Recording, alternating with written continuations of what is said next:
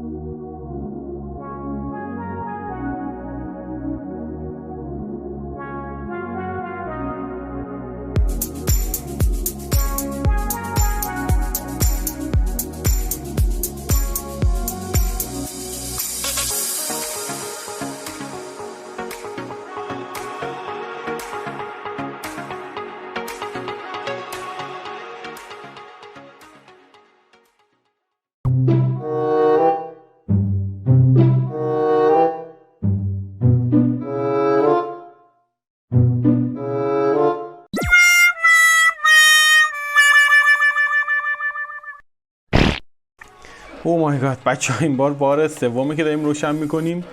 این بغلش همش سوراخ میشد، قشنگ این دفعه پوشوندمش و جیسس کرایست پشت و پناهمون. تو رو خدا کار کن. گاد هرچی بیشتر میگذره بیشتر استرس میگیره. یه چیزایی میشه فکر کنم. خیلی ترسناک. اوه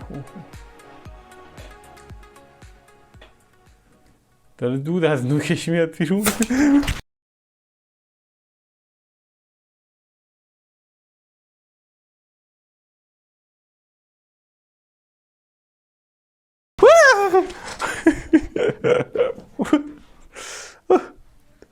اوه بچه ها ببینید کجا افتاد. از اینجا رفت. میاو.